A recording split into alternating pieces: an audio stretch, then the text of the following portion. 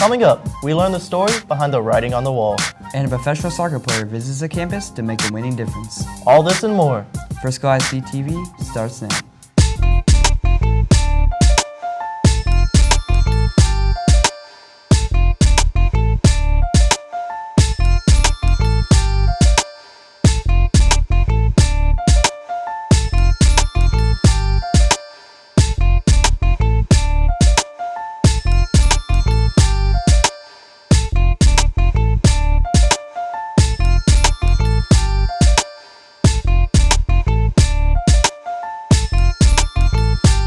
Welcome to Frisco ISD-TV.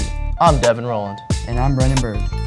Starting off in its elementary, my dear, we visit a group of students who are jumping for joy. Mary-Kate Sunderman has more.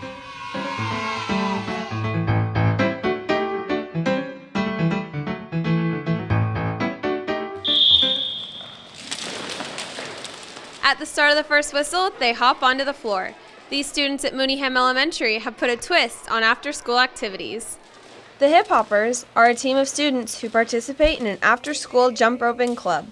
During practice, the kids, we practice and learn individual jumping skills that they will do. They also put them together as a routine. This activity gets kids into a loop they enjoy.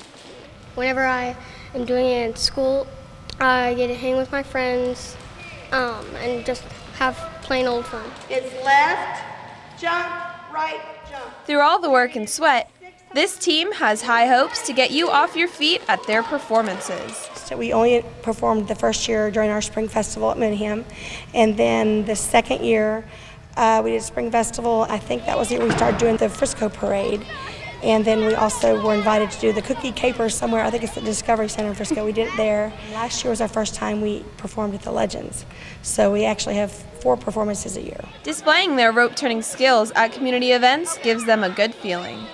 I get to see my parents and the crowd, and it makes me very proud of myself. When the rope stands still, hopefully these hoppers will continue to jump for joy in all that they do. I'm Mary-Kate Sunderman for Frisco ISD-TV. Thanks, Mary-Kate. Up next, a middle schooler has put a colorful spin on his after-school hobby. Natasha Berklow has a story in the middle of it all.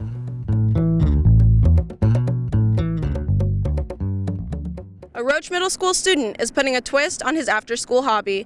Mahit Bandy turns the squares to line up the competition.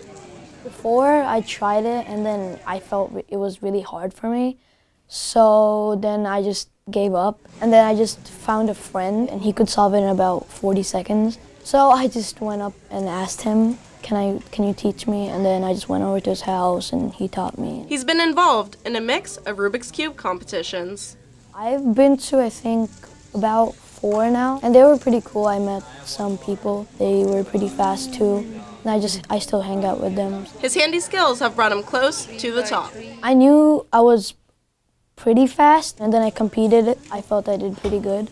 And then the results came in at the last, for the final round, and then I saw I was in 3rd place, and then I was jumping around. I was really excited. I just told everybody, all my friends, my parents, and everybody. And they were congratulating me, and I was really happy. People are puzzled by the cube itself. However, Bandy dispels the myth on the block. A lot of people think that solving the Rubiks Cube means you're a genius and you need to be good at math. But it's so easy once you learn it. Whether he's adjusting the colors for first place or just for fun, Bandy seems to be doing big things. I'm Natasha Berklow for Frisco ISD-TV. Thanks, Natasha. You know, Brendan, I've never been able to figure out a Rubik's Cube. I think they're pretty easy. Maybe you'll have to teach me one day. Coming up, we take a look at a high schooler who painted his way into the heart of an elementary school hallway. Here's Oscar Mijangos.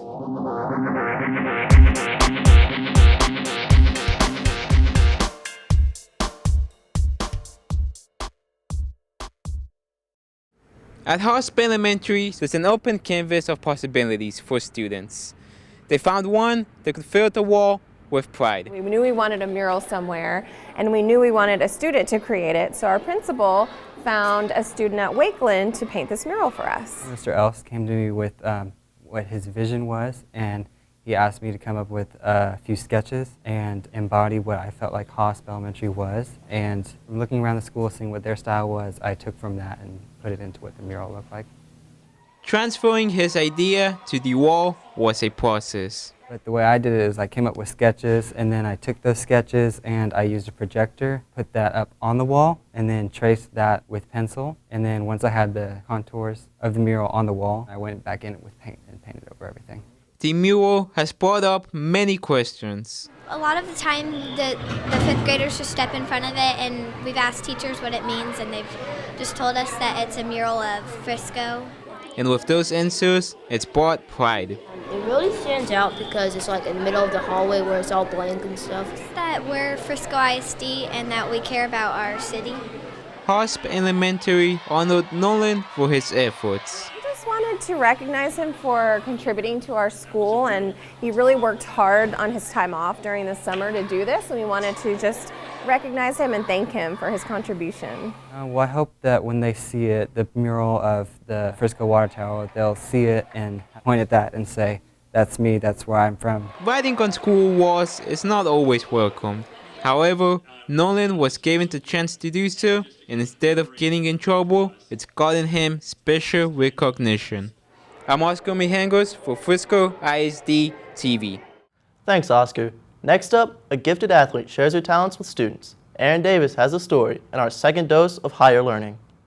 U.S. women's soccer player Sydney Leroux is kicking back in our community. She offered a clinic giving students the ability to play in their own way. Well, we're having a fun camp for kids with disabilities to play soccer, and Sydney Leroux, the U.S. women's national team World Cup player and Olympic gold medalist, came out and is leading the camp.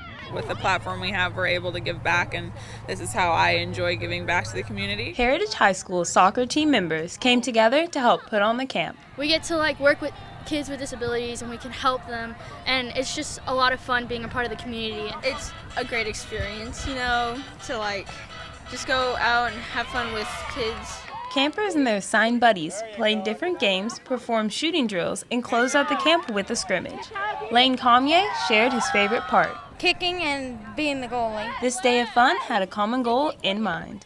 Just having fun, letting loose and just enjoying life. For our kids with disabilities, just that sports are fun and to come out and play. They got a few laughs and they learned a few new tricks even, but I definitely hope they had fun. With the help of an Olympic champion, these students definitely scored. I'm Erin Davis for Frisco ISD-TV. Great story, Erin. It's always nice to see celebrities giving back in our community. Yeah, I agree. That's always great. Coming up, Miranda Alexander has a story on students making a fashion statement. Here's more.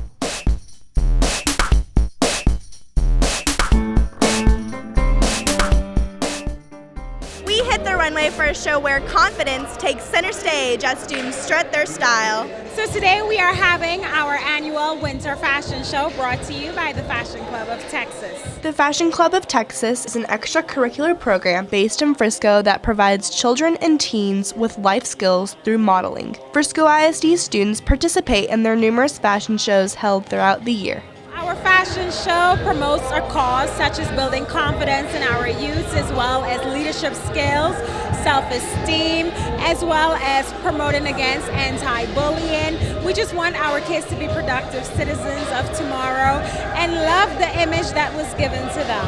It helps a lot of young girls and also boys as well. Guys, for some reason, when they think of fashion, they think it's just for girls, so we're trying to bring them into the industry as well.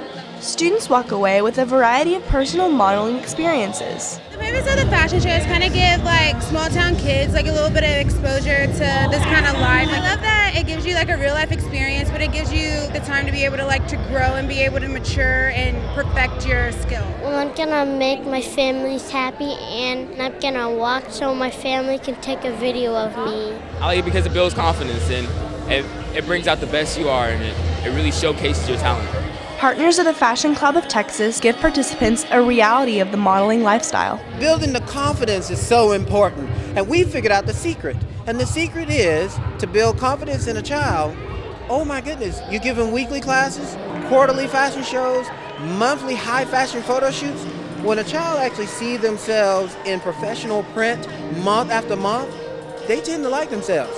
It's just to show all your confidence and have really a lot of fun.